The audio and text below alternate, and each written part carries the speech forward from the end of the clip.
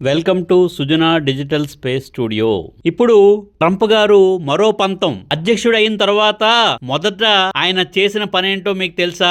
ఇండియాపై పన్నులు వేయాలి, ఇండియాపై పన్నులు పెంచేయాలి అంటూ ఊకదింపుడు ప్రసంగాలు చేసిన ట్రంప్ గారు ఇప్పుడు మనకి షాక్ ఇస్తున్నారు. ఎందుకంటే అమెరికాకు మన దేశం ఐటీ, ఫార్మా, బంగారం, జెమ్ స్టోన్స్, ఉత్కృష్టమైన స్పైసెస్, ఆటో పార్ట్స్ మొదలగునవి అందిస్తున్నాయి. ఇవన్నీ ఒక్కసారిగా 25% టారిఫ్ బాధిస్తే మన వాళ్ళకి భారీ నష్టం. ఇప్పుడు ఈ పరిస్థితి ఎలా ఉందంటే, అమెరికాలో ట్రంప్ గారి ప్లాను, అవును ఇండియా స్ట్రాంగ్, కానీ ట్రంప్ ఇక్కడ సూపర్ స్ట్రాంగ్ అంటున్నాడు. ఆయన టారిఫ్ పెడతా, మన ఎగుమతులపై షాక్ ఇస్తా అంటున్నాడు. ఇది ఎవరికి షాకు? మన ఇండియా కంపెనీలు, చిన్న వ్యాపారులు, పెద్ద ఫార్మా కంపెనీలు, బంగారం, డైమండ్ వ్యాపారులకి ఇది పెద్ద షాకు. ఫార్మా కంపెనీలకి ఎలాగా? ఇప్పుడు ఫార్మా కంపెనీలు, హైదరాబాద్ చెందిన ఫార్మా కంపెనీ మేనేజర్ ఏమంటున్నాడంటే, అన్నా మందుల కంటే ఇప్పుడు మనకు రాజకీయ మందులే ఎక్కువ కావాలి అంటున్నాడు. ఎందుకంటే ఎఫ్డీఏ అప్రూవల్స్, ట్యాక్స్ టారిఫ్స్, అబ్బా ఇది ఫార్మా వ్యాపారం కాదు, రసాయన రాకెట్. బంగారం, డైమండ్ వ్యాపారులు ఏమంటున్నారు? సూరత్ లో బంగారం వ్యాపారం ఏమంటున్నాడంటే,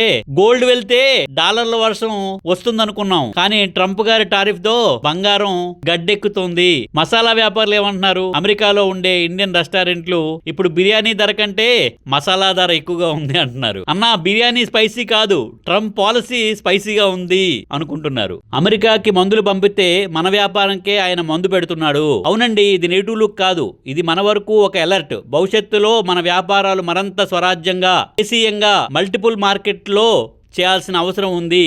మొత్తానికి ఒక మెసేజ్ మనకిది. ట్రంప్ గారు టారిఫ్లు బయటపడాలంటే మనం ఆత్మ నిర్భర ఇండియాగా మారాలి. అవును, మీరు విన్నది ఇది నిజం. ట్రంప్ గారు టారిఫ్ కదా భారత్ ఆర్థిక గాథ. ఇప్పుడు పన్నులు పెరిగితే మన బంగారం కాకపోతే ఇంకా మన గవర్నమెంట్ ఏం చేస్తోంది? భారత్ ప్రభుత్వం తక్షణ అంచనా వేస్తోంది. అమెరికా ప్రెసిడెంట్ ట్రంప్ గారి ఉద్దేశం ఏంటంటే, ఇండియా, చైనా, మెక్సికో అందరూ అమెరికా ఆదాయాన్ని దోచుకుంటున్నారు, ఇది ఆపాల్సిన సమయం వచ్చింది అని ట్రంప్ భావిస్తున్నారు. అప్పటి నుంచి వాణిజ్య వేట, టారిఫ్ నాటకం మొదలైంది. అమెరికా ఇప్పటికే ఒక వాణిజ్య దిగ్విజయం నుంచి బయటపడేందుకు ప్రయత్నిస్తోంది. కానీ ఈసారి ట్రంప్ నిర్ణయాలు ఆర్థిక వేదికలపైనే కాకుండా రాజకీయాలు, పౌరుల జీవితాలు తాకేలా ఉంది. ఇండియా నుంచి అమెరికాకి వెళ్లే 22 బిలియన్ డాలర్ల విలువైన నగలు, జెమ్స్ పై ఇది ఒక పెద్ద మలుపుగా మారుతోంది. గోల్డ్ లో బంగారు రోజులు కనబడవు అంటూ బంగారు వ్యాపారులు కిరాయించి మరీ ఏడుస్తున్నారు. భారత్ అమెరికాకు ఔషధాల సముద్రం, కానీ ట్రంప్ వాడే ఔషధాల్లో మేము తయారు చేసినవి అన్న సంగతి మర్చిపోతున్నారు. బయోకాన్, సన్ఫార్మా, డాక్టర్ రెడ్డి షేర్లు ట్రంప్ టారిఫ్ల వల్ల దద్దరిల్లాయి. అమెరికాలో తయారీ భాగాలు ఎక్కడి నుంచి వస్తాయో తెలుసా మీకు? భారత్. ట్రంప్ గారు, మీరు టయోటా టైర్ తీస్తే భారతదేశం నుంచి వచ్చిందని తెలుసుకోండి. 12 బిలియన్ల విలువైన యంత్రాలు, మెటల్ ఉత్పత్తులు ఇప్పుడు చుక్కలు కనబడుతున్నాయి. రసాయనాలు, ఇంధనాలు, ఇండియన్ కెమికల్స్ పై కూడా పన్ను, అంటే పరిశ్రమలే ఊపిరాడక దిగబడిపోతున్నాయి. భారత ప్రభుత్వం అంటోంది, మేము తీవ్రంగా పరిశీలిస్తున్నాం, అమెరికా మనకు సహచరుడు, ఈ చర్యలు సంబంధాలపై ప్రభావం చూపకూడదు. అందుకని మన కేంద్ర ప్రభుత్వం దౌత్య చర్చల్లో తనమునకలై ఉంది. అమెరికా అధికారులు మిడ్ ఆగస్ట్ లో భారత్ ను కలవబోతున్నారు. అమెరికాలో ఉన్న ఎన్ఆర్ఐ కుటుంబాలకు ఇది పన్ను 20% అంటే ఇది మనం ఇంకా పెప్పర్ గా అమ్మలేము, కాబట్టి ఇది జిమ్ ప్రోటీన్ గా అమ్ముకోవాలేమో అని ఇండియన్ ఎగుమతిదారులు. ఒకవైపు ఎఫ్డీఏ, ఇంకోవైపు టారిఫ్. భారత్ రష్యా నుంచి చౌక డీజిల్ కొంటోంది అనే ట్రంప్ కోపంగా పన్ను వేస్తున్నారు. కానీ ఆయిల్ మిల్ వాళ్ళు మాత్రం కొంచెం ఆయిల్ చల్లాలి అంటున్నారు. స్టాక్ మార్కెట్ ను చూస్తే మన బీపీలు పెరిగిపోతున్నాయి. ఒక్కడు కూడా గ్రీన్ సిగ్నల్ లేదు, అన్ని రెడ్ సిగ్నలే. ట్రంప్ మిత్రుడు అనుకుంటే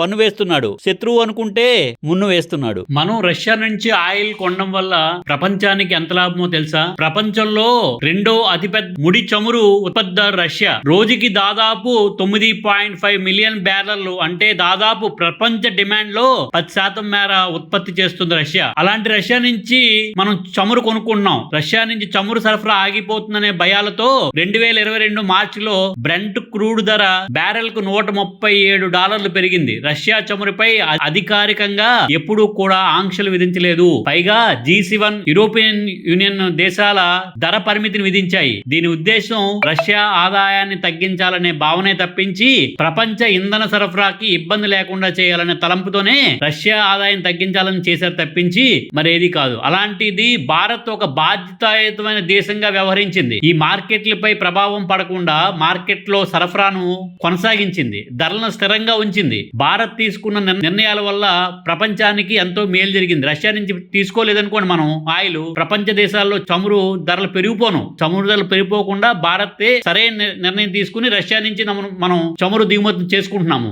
భారత ఆర్థిక వ్యవస్థ ప్రస్తుతం బలంగా ఉంది. ప్రపంచంలో 3వ అతిపెద్ద ఆర్థిక వ్యవస్థగా ఎదిగేందుకు మనం సిద్ధమవుతున్న వేళ ఇది. ప్రస్తుతం జాతీయ అంతర్జాతీయ స్థాయిలో ఆర్థిక గందరగోళం నెలకొంది. అన్ని దేశాలు తమ ప్రయోజనాలపై దృష్టి సారించాయి. భారత్ ప్రయోజనాలకు అవసరమైన చర్యలు మన ప్రభుత్వాలు, మన ప్రజలు గట్టిగా తీసుకోవాల్సిన అవసరం ఉంది. ఇందుకోసం మనం విభేదాలను పక్కన పెట్టి రాజకీయాలకు అతీతంగా అన్ని పార్టీలు ముందుకు రావాలి. స్వదేశీ ఉత్పత్తుల్ని మద్దతు ఇచ్చేలా తీర్మానం చేసుకోవాలి. చైనా ఎలా అయితే ఎదిగిందో భారతదేశాన్ని ప్రపంచ తయారీ కేంద్రంగా మార్చాలి.